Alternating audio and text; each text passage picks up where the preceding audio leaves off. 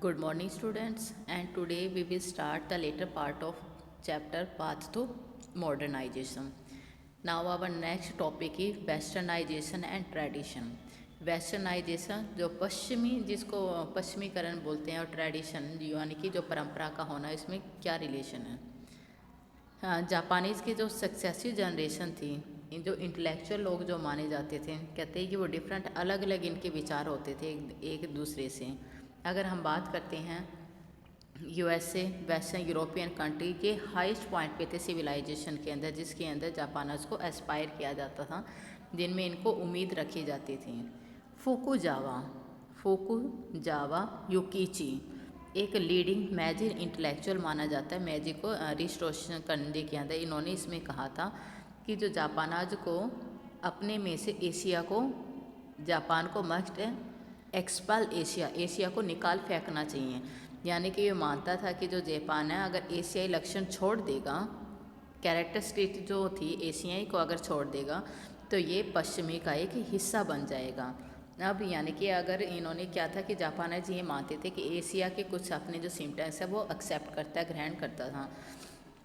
अगर हम Asian characteristics को अगर हम छोड़ देंगे तो ये एक वेस्टर्न का एक हमारा पार्ट बन जाएगा। अब यहाँ पर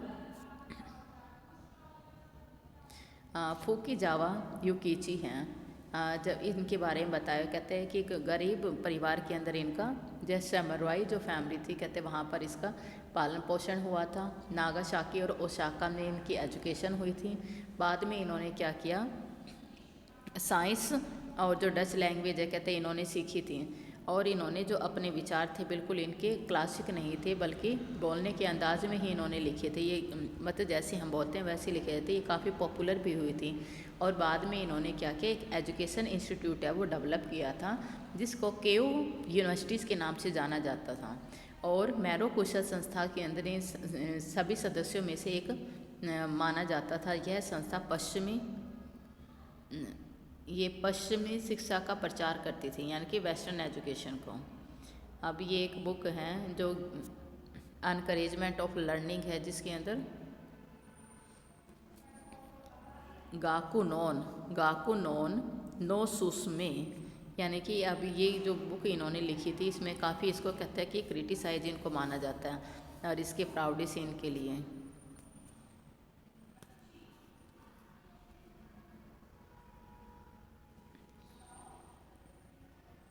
नेक्स्ट जनरेशन के अंदर है total acceptance of western ideas के क्वेश्चन इसमें किए जाते हैं, जिसमें अर्ज किया गया है कि national pride be build on the indigenous value, जिसमें केवल जो देसी जो थे कहते उन्हीं मूल्यों से बनी हुई कोई चीज़ें जो होती थी उन्हीं के ऊपर ही हमने जोर देना है।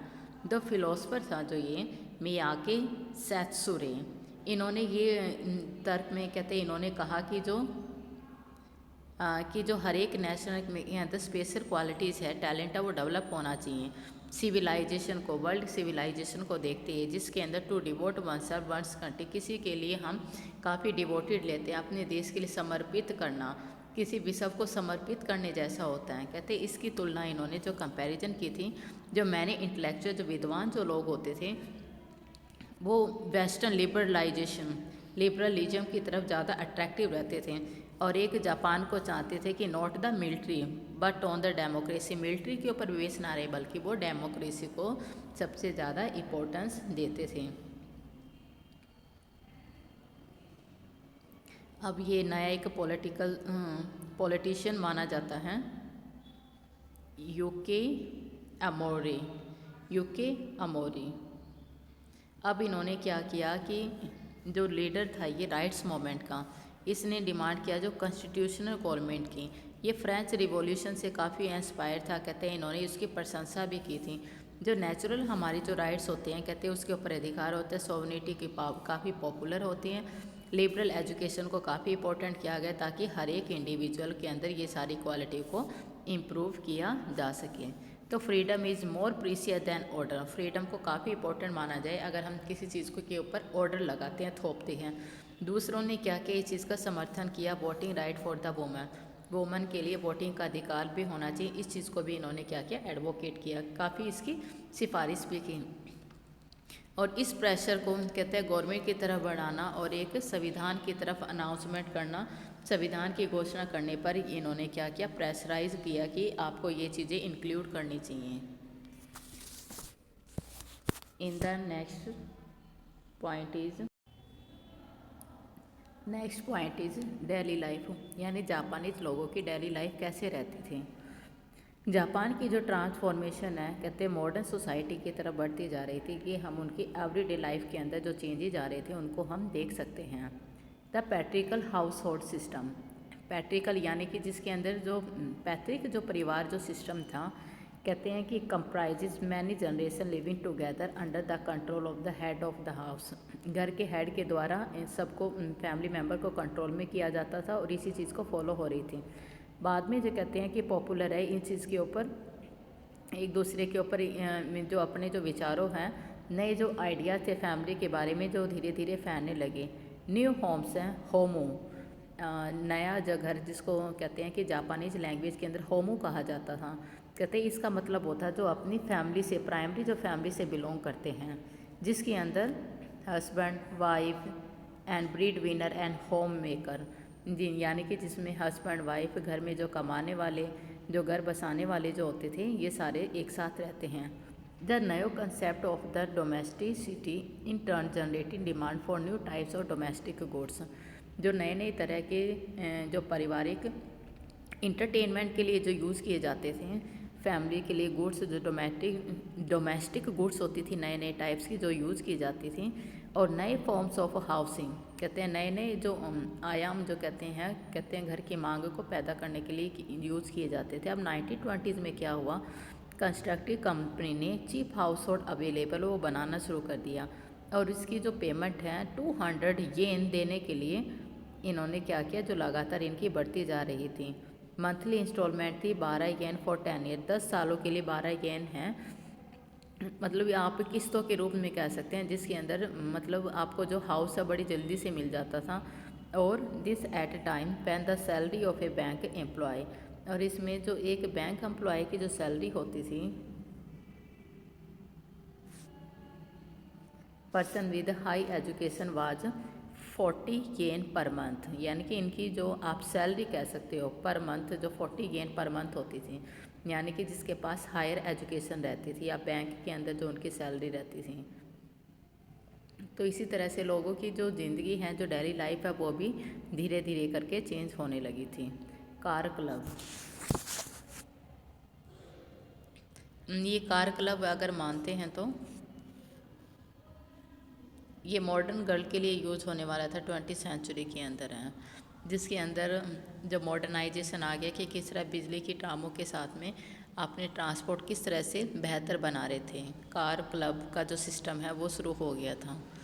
तो इब्सन के एक नाटक में ना गुड़िया का घर, जिसमें जो नोरा है एक, जिसमें काफ़ी इन्होंने इम्पोर्टेंट रोल प्ले किया था। और 1899 के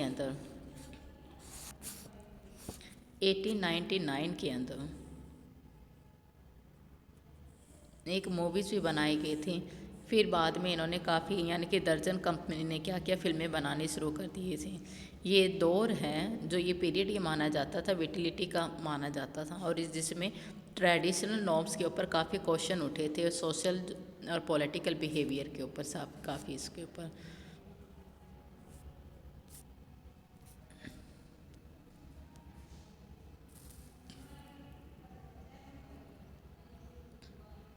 नेक्स्ट पॉइंट है ओवरकमिंग मॉडर्निटी, मॉडर्निटी को किस तरह से कंट्रोल में किया जा सकता है।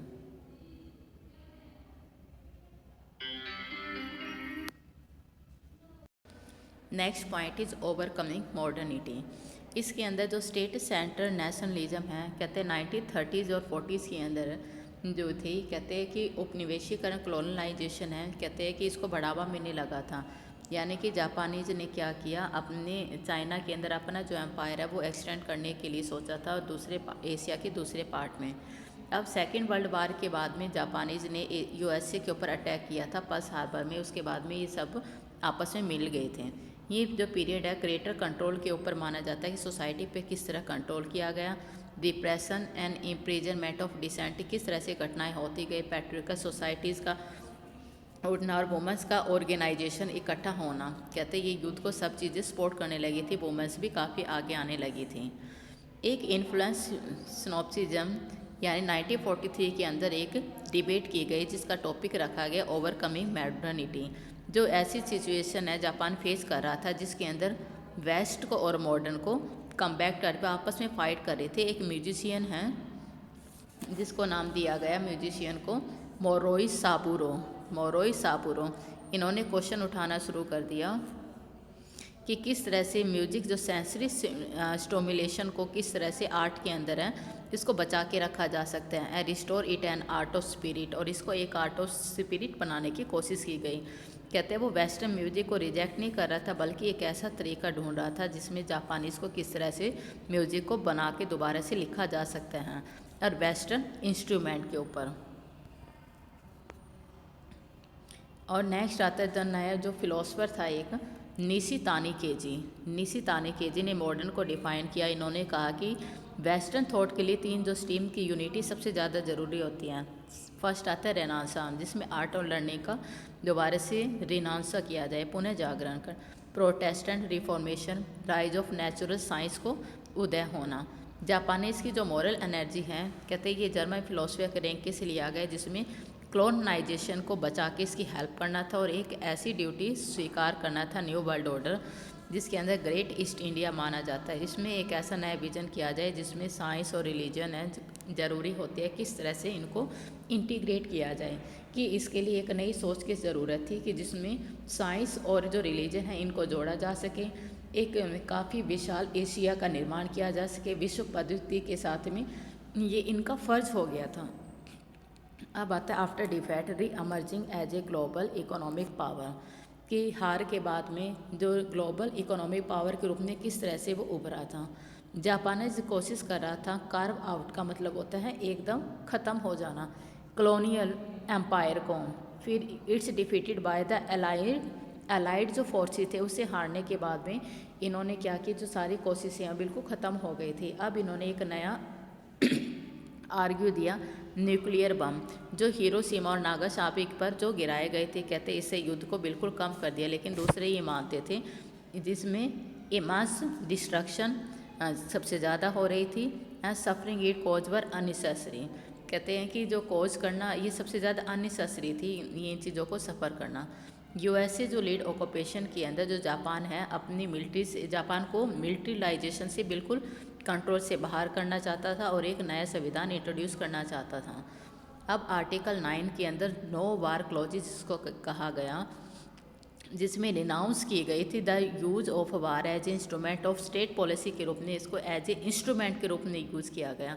और इसमें एग्रीकल्चर का सुधार किया जाना चाहिए, ट्रेड यूनियन का रीएस्टैब्लिशमेंट होना चाहिए, और एक ऐसी कोशिश की गई डिसमेंटल द जिसको कहा जाता है जयाबासु, यानी कि इन्होंने क्या किया ताकि इन कंपनियों के अंदर मोनोपोली हो, सिर्फ एक का ही कंट्रोल जो होता है, कहते हैं इस पकड़ को ख़त्म करने की कोशिश की गई।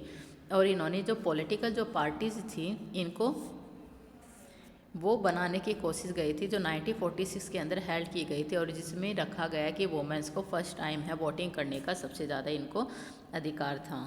अब the rapid rebuilding of Japanese की इकोनॉमी क्या काफ़ी तेज़ी से बढ़ रही थी आफ्टर इस शटरिंग डिफीट, काफ़ी इतनी शटरिंग का मतलब होता है पूरी तेज़ी से जो हार के बाद में, कहते हैं कि जिस तरह से इनका पुनर्निर्माण रीबिल्डिंग कर रहे थे इसको एक मिराकल के रूप में माना गया। इसके अंदर क्या था कि ये एक ऐसा जापान ऐसा था जिसने अपनी हिस्ट्री को काफ़ी लंबे तरीके से लिया गया था, जो कॉन्स्टिट्यूशन है डेमोक्रेटिज़ किया जाए, और इसमें हिस्टोरिकल ट्रेडिशन थे, popular struggle, intellectual engagement, how to broaden political participation. इसमें इन्होंने क्या किया कि ये जो कॉन्स्टिट्यूशन है इस तरह से बनाना चाहते थे जिसमें पॉलिटिकल पार्टी भी हो, जनवादी आंदोलन भी हो, इंटेलेक्चुअल लोग भी हो, और जो हिस्टोरिकल लोगों से काफ़ी जुड़े हुए हो, वो ऐसा मानना चाहते थे। प्री वार ईयर वा strength allowing for a close working of the government में एक क्लोज वर्किंग हो जिसमें ब्यूरोक्रेसी भी हो, इंडस्ट्री भी हो। तो यूएसए के साथ साथ में जो इस चीज़ को क्या कर रही थी, सपोर्ट भी कर रही थी, जिसमें ब्यूरोक्रेसी होते हैं हाई सोसाइटी के लोग और इंडस्ट्री के साथ में जो कोरिया का जो डिमांड है कोरिया का जो इसको साथ मिल रहा था, और वियतनाम का कहते हैं जो जापानीज़ इकोनॉमी को बढ़ाने के अंदर काफ़ी इनको हेल्प मिल रही थी। यानी कि जितने भी जो सोशल थे, डेमोक्रेसी भी एक फ्रेमवर्क बनाने के अंदर सरकार को उद्योग की तरफ से, नौकरशाही की तरफ से, और इनको एक कहते हैं हेल्प मिल रही थी, ताकि जापानीज़ तो इकोनॉमी है वो जल्दी से जल्दी काफ़ी ग्रोथ करने लगे। कोरिया का और वियतनाम का भी इसको सपोर्ट मिल रहा था। Now, dear student, I hope you will understand this one. If you have any doubt, you can ask me. Thank you very much.